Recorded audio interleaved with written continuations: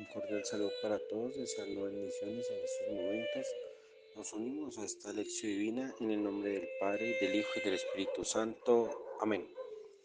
Nos disponemos para invocar la presencia del Espíritu Santo, para que esta tercera persona divina nos abra la mente y el corazón, de manera que interioricemos y vivamos la experiencia de misericordia que Dios nos comunica con su palabra.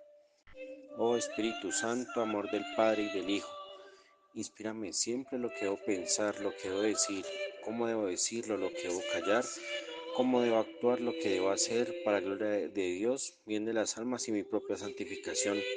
Espíritu Santo, dame agudeza para entender, capacidad para retener, método y facultad para aprender, sutileza para interpretar, gracia y eficacia para hablar. Dame acierto al empezar, dirección al progresar y perfección al acabar. Amén. Iniciamos nuestra lección divina con el primer paso, que es la lectura, y para ello tomamos el Evangelio que la liturgia nos propone para este domingo 24 del tiempo ordinario en el ciclo B. Buscamos en nuestros textos bíblicos el Santo Evangelio de San Marcos capítulo 8 versículos 27 al 35. Marcos 8, 27, 35. Salió Jesús con sus discípulos hacia los pueblos de Cesarea de Filipo, y por el camino hizo esta pregunta a sus discípulos: ¿Quién dicen los hombres que soy yo? Ellos le dijeron: unos que Juan el Bautista, otros que Elías, otros que uno de los profetas. Y él les preguntaba: ¿y ustedes quién dicen que soy yo? Pedro le contesta: tú eres el Cristo. Y les mandó enérgicamente que a nadie hablaran acerca de él. Y comenzó a enseñarles que el Hijo del Hombre debía sufrir mucho y ser reprobado por los ancianos, los sumos sacerdotes y los escribas, ser asesinado y resucitar a los 3 días. Hablaba de esto abiertamente. Tomándole aparte, Pedro se puso a reprenderle. Pero él, volviéndose y mirando a sus discípulos, reprendió a Pedro diciéndole: quítate de mi vista, Satanás, porque tus pensamientos no son los de Dios, sino los de los hombres. Llamando a la gente, a la vez que a sus discípulos les dijo: si alguno quiere venir en pos de mí, niéguese a sí mismo, tome su cruz y sígame. Porque quien quiera salvar su vida la perderá, pero quien pierda su vida por mí y por el Evangelio la salvará.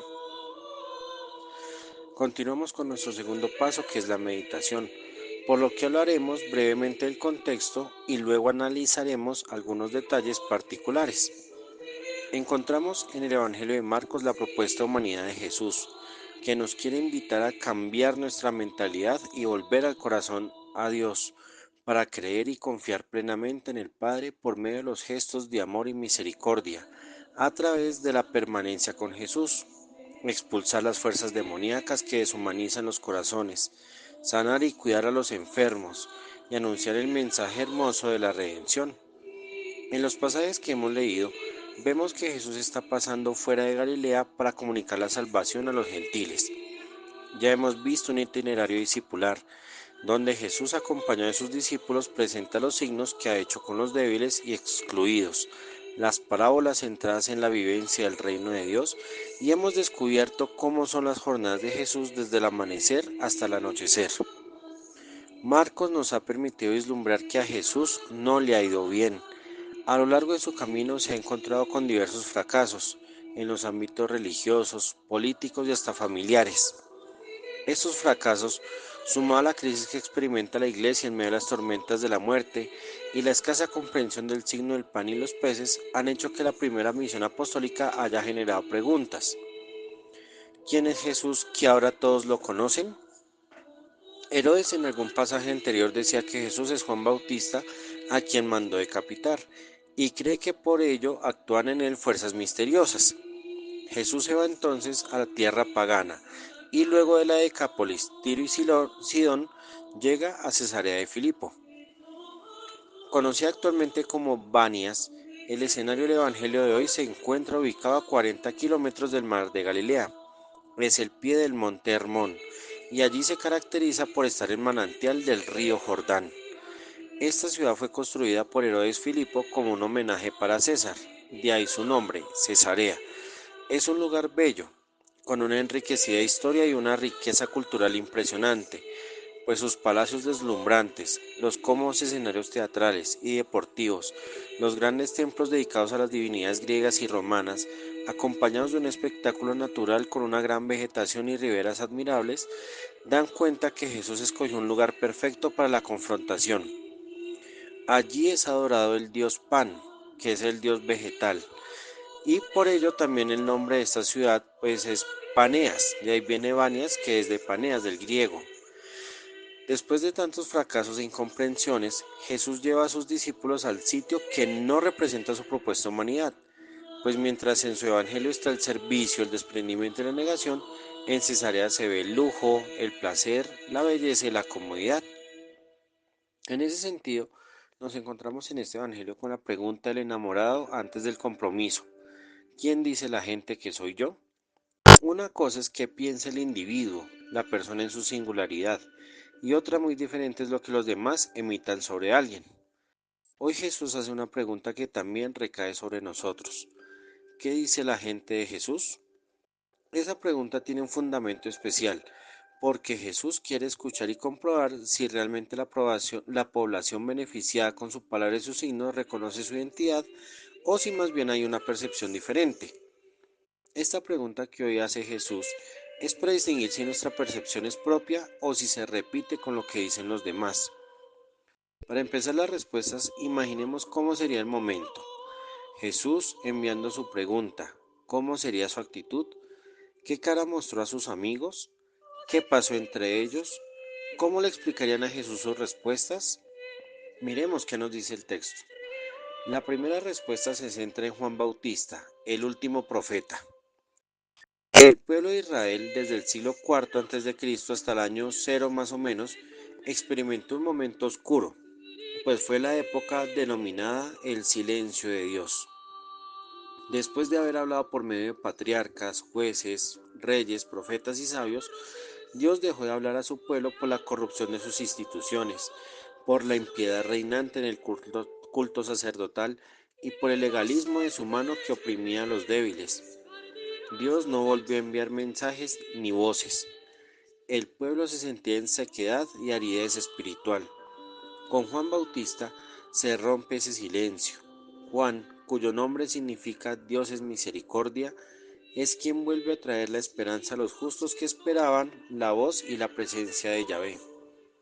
Descendiente de una familia sacerdotal, su culto se centró en el bautismo para la conversión espiritual y el perdón de los pecados. Juan cambia por completo la forma de ver a Dios, la religión, las personas.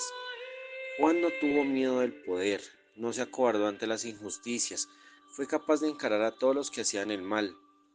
Aunque el Evangelio nos revela a un Juan que tuvo controversias con Herodes y su esposa Herodías, Juan tuvo mucho más por hacer y corregir tanto escribas, sacerdotes e integrantes de la diversidad de grupos religiosos. Juan, por su capacidad y lealtad a Dios, fue encarcelado y por un capricho de Herodías manipuló a su hija para pedir su cabeza ante un baile que sedujo y encantó al rey. Juan estaba muerto, fue decapitado y sus discípulos enterraron su cadáver. Empezando por Herodes y quizá por una buena parte de judíos y primeros creyentes, su deceso tuvo confusiones míticas y se creía que Juan y Jesús eran la misma persona, teniendo en cuenta que eran familiares, por lo que pues debían parecer en muchos aspectos tanto físicos como psicológicos. Esta primera respuesta nos muestra que la gente identifica en primer lugar a Jesús con la misericordia de Dios encarnada en la persona de Juan. Podríamos imaginar que sería halagador para Juan el que se le diese una comparación con el Mesías, pero ya sabemos que acá Marcos nos muestra de una forma magistral las distintas formas de ver a Jesús. Entonces el que a Jesús se le diga que es Juan puede ser por la elocuencia y sabiduría de sus palabras, por su capacidad para denunciar a los demás lo que está en contra de la voluntad de Dios y anunciar con firmeza y convicción la fuerza que procede del amor de Dios. Sin embargo, Marcos quiere llevarnos a otra percepción popular sobre Jesús, la cual reside en Elías, el profeta que ha de venir. Su nombre Eliyahu significa Dios es mi guía, mi Señor es mi Dios, Él es Dios. Elías era un profeta del Antiguo Testamento que sirvió al reino del norte de Israel cerca del año 900 a.C. Un relato de su vida se encuentra en dos libros, en el primer libro de los Reyes capítulo 17 y en el segundo libro de los Reyes en el capítulo 2. Elías se reconoció por su capacidad sobrenatural para obrar signos y prodigios, especialmente en tierra pagana, y su cercanía con Dios es mostrada cuando no experimenta la muerte, dado que fue arrebatado en un carro de fuego al cielo. Elías es un profeta esperado. Se le asigna una silla vacía en el ceder de la Pascua judía, ya que se cree que vendrá para anunciar la era mesiánica. Elías es un signo de fe y esperanza, y que a Jesús se le dé esta titulación de ser profeta esperado es una comprensión que la gente ve en él como una preparación al tiempo del Señor. Elías era esperado porque a él se le confió el inicio de la era profética, y es por tanto la voz duradera para el pueblo de Dios. Jesús entonces para muchas personas era el cumplimiento de la promesa de Dios. Aún no es suficiente. Pasamos de Juan el Bautista a Elías y de Elías a una categoría menor, profeta, es decir, un enviado de Dios. El profeta, según su etimología, es quien habla al frente de un grupo. De ahí viene justamente la palabra profesor, profitio, es quien habla delante de. La comprensión es un poco más débil, ya que el profeta tiene misiones particulares y su ministerio muchas veces es temporal. Hay que precisar que si bien es una categoría menor, no hay que restarle importancia a ese título, ya que el profeta tiene tres condiciones para hacerlo. Es llamado por Dios, su misión está para conducir y guiar al pueblo, y su rectitud de vida es una evidencia de la gracia operante en él. Esto es lo que dice la gente, pues para ellos Jesús es una presencia de Dios con su voz y su vida. Esto sucede en el Evangelio. Ahora si hiciéramos ese ejercicio nosotros, ¿qué dice la gente de mí? ¿Qué opinan los demás sobre mis palabras? ¿Qué impresión tiene la comunidad frente a mis acciones? Ahora Jesús encara a sus discípulos y la pregunta es directa. ¿Yo quién soy para ustedes? Los discípulos han compartido más tiempo con Jesús, han descansado junto a Él, han comido, bebido, caminado con Él. Ellos lo han visto trabajar, lo han escuchado en sus enseñanzas, han evidenciado cómo hace signos y prodigios y de hecho han recibido explicaciones más detalladas y en privado. Ellos ya conocieron a la familia de Jesús, ellos también lo han visto llorar. Ellos fueron, diríamos hoy, regañados también y corregidos por Él. Los discípulos han tenido más tiempo y experiencias con Él. Saben sus secretos, conocen sus gustos y también conocen qué le enfada. Una cosa es que los demás ven de mí en el poco tiempo o breve espacio en el que hago mis actividades y otra es muy diferente la percepción de quien conoce mi intimidad y a quien le dedico más tiempo. La pregunta de Jesús es una confrontación para nosotros hoy. ¿Pienso lo mismo que los demás o yo hablo desde mi experiencia con Jesús? Esta pregunta la debemos resolver directamente en nuestra oración para decirle a Jesús de verdad qué pensamos sobre Él, porque de lo que yo sepa y sienta, eso mismo hablaré a los demás. El error que hoy tenemos en nuestras iglesias, catequesis, charlas, retiros, predicaciones, es que hablamos de Jesús como lo que dice la gente. Es como Juan, un predicador para un cambio muchas veces moral. Es como Elías, alguien que habla fuerte y que hace milagros. O de pronto es un profeta, alguien que habla de parte de Dios. El mejor ejemplo es la respuesta que da Pedro. Tú eres el ungido. Ungido significa ser designado por Dios para una misión al servicio del pueblo. Por ejemplo, los reyes, profetas y sacerdotes. Con esto Pedro no muestra una respuesta lejana, sino que al contrario, revela lo que ha hecho Jesús en su vida. Le ha dado sentido a su existencia. Si nosotros pensamos que Jesús es Salvador solo porque perdona pecados, nos quedamos en una visión reduccionista de la dimensión que implica ser el Hijo de Dios. Jesús es Salvador porque al igual que los enamorados, esa persona da sentido a la propia vida, le ayuda a salir de sí mismo, le cambia los planes por otros que son mejores, saca lo mejor de esa persona para potenciarlo, le alivia sus cargas cotidianas, Le indica la mejor forma de perdonar y enmendar sus errores. Le ayuda a entender el valor del tiempo, las situaciones, las personas y las cosas. Jesús es para Pedro su motivo para vivir y luchar día a día. Hoy debemos pensar realmente qué significa Jesús en mi vida. Hoy es el momento oportuno para purificar nuestra fe. Hoy debemos dejar que sea el Espíritu Santo quien nos abra los ojos, la mente, los oídos y el corazón para acoger realmente la persona de Cristo. Jesús después prohíbe, quiere evitar equívocos. Ahora Él comienza a hablar claramente, ya que enfatiza como tal cuál es el destino del Hijo del Hombre. La primera comprensión de este título es que se puede aplicar al destino de Jesús, pero si lo miramos bien en la segunda comprensión, vemos también que es el destino de la propuesta de hombre nuevo que Jesús ofrece. Démonos cuenta que Jesús no ofrece que si decretamos algo se va a cumplir o que nos va a dar salud, prosperidad, tranquilidad o la muerte de los enemigos. Dios no ofrece nada de la mentalidad de este mundo. Jesús, ¿qué ofrece? Lo mismo que Él vivió. Padecer mucho, tiene que ser condenado por los ancianos, sumos sacerdotes y escribas, ser ejecutado y resucitar a los 3 días. Como esto es confuso para nosotros, imaginemos la reacción de Pedro que quiere hacer un exorcismo a Jesús. Pedro replica los gestos de Jesús, lo aparta, lo calla y lo increpa. Pedro piensa equivocadamente que al confesar la fe, tiene la autoridad para corregir a Jesús y decirle que esa no es la manera de ser. Por ello Jesús lo devuelve diciendo, ponte detrás de mí. No es como dicen las traducciones, apártate de mí, sino que dice que se ponga detrás de él. Jesús está haciendo un camino y Pedro lo quiere evitar. Esto también es una corrección para nosotros, que a veces confundimos nuestros ideales, propósitos y sueños con la mentalidad y el corazón de Jesús.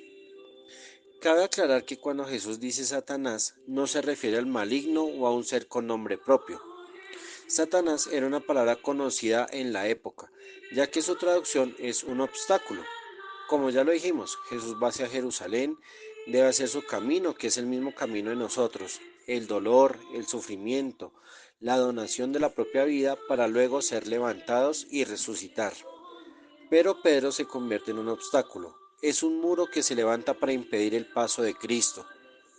Pensemos acá también si a veces queremos ser obstáculo cuando Jesús quiere llegar a la vida de alguien, o si levantamos murallas que impiden que la gente vea o escuche a Jesús con nuestra arrogancia, prepotencia o peor aún, con nuestro antitestimonio e incoherencia de vida. Miremos el énfasis que pone Jesús. El pensamiento humano es reservar, en cambio el pensamiento de Dios es donar. Finalmente detallamos los requisitos para ser discípulos de Jesús. El que quiera. Esto es, que serlo es un asunto de libertad. Todos están llamados e invitados a ser discípulos de Jesús, pero ninguno está obligado. ¿Qué debo hacer si quiero seguir a Jesús? Aborrecerse a sí mismo, portar el leño, es decir, tener la conciencia de Isaac, la conciencia de ser sacrificado e inmolado, la certeza en la integridad moral de saber que la vida no es propia, y finalmente seguir las huellas, seguir el camino, seguir el proyecto de Jesús. Hay una paradoja entre salvar y perder. Por eso la invitación que nos hace Marcos es no escatimar nada con tal de anunciar a Jesús y la bella noticia que él propone. Seguimos con el tercer paso de la lección divina, que es la oración, por lo que a las siguientes palabras sumamos las que salen de nuestro corazón. Señor, Dios Salvador de la humanidad, hoy queremos agradecerte por esa confrontación que nos haces en el corazón. Quizá nos da miedo y susto mirarte a los ojos, sosteniendo la mirada porque aún estamos en la tarea de conocerte. Te damos gracias porque en el día a día nos sigues mostrando tu amor y benevolencia cada vez que nos instruyes o nos curas de nuestras dolencias. También porque no cesas de escucharnos ni te retiras y siempre te decimos lo mismo. Queremos, amigo verdadero, que nos ayudes a conocerte cada día más, que nos enamoremos de tu estilo de vida, ya que sin ti no hay la esperanza de un mañana mejor. Lo hemos vivido que un día sin ti se convierte en una cadena de errores, y no es porque lo quieras, sino que es por las indecisiones que atraviesan el corazón, porque no te hablamos como es. Moldea nuestro corazón y nuestra mente con los tuyos, para que aceptemos con libertad y disponibilidad que necesitamos negar nuestro orgullo y vanidad, aceptar la capacidad para donar nuestra vida por ti y tu bella noticia. Queremos seguir tus huellas, recorrer tus mismos pasos. Haz que todos te conozcan gracias a lo que haces por medio nuestro. Amén. En el cuarto paso de la lección divina seguimos con la contemplación. Por ello, a nivel personal, analizo quién es Jesús para mí y a nivel comunitario revisar cómo mostramos a Jesús. Como síntesis de la lección divina, primero, ante Dios, confronto mi relación con Él. Segundo, contigo mismo, examino qué dicen los demás de mí. Tercero, con tus hermanos, revivir el anuncio del Evangelio. Hemos llegado al quinto paso de la lección divina, que es la acción. Tu turno para aplicar lo leído, meditado, orado y contemplado. ¿A qué me invita la palabra? ¿Qué haré esta semana para cultivar lo que Dios ha hecho en mí? ¿Cómo comunicar la presencia de Jesús? Ahora vamos a hacer de forma personal o comunitaria la lección a través de las siguientes preguntas. En la lectura, ¿qué dice el texto? ¿Dónde está Jesús? ¿Qué hace Jesús? ¿Cuál es la insistencia de Jesús? En la meditación, ¿por qué se habla de Juan Bautista? ¿Para qué se menciona a Isaías y a Elías? ¿Por qué Jesús es el ungido? ¿Cuáles son las exigencias de Jesús? En la oración, ¿qué le quiero decir a Dios desde lo leído? ¿Qué le ofrezco a partir de lo vivido? ¿Qué quiero pedirle a Dios? Y en la contemplación, ¿cómo vivo este texto? ¿Qué significaría para mí la persona de Jesús? Terminamos nuestra lección en las manos de la Santísima Virgen María. Bajo tu amparo nos acogemos, Santa Madre de Dios. No deseches las súplicas que te dirigimos en nuestras necesidades. Antes bien, líbranos de todo peligro, oh siempre Virgen gloriosa y bendita. Amén. Muchas gracias por su atención. Que Dios los colme de bendiciones. No olviden suscribirse a este canal y compartir este video. Recuerden que la palabra de Dios se lee, se ora, se celebra y se vive en comunidad. Terminamos nuestra lección divina en el nombre del Padre, y del Hijo, y del Espíritu Santo. Amén.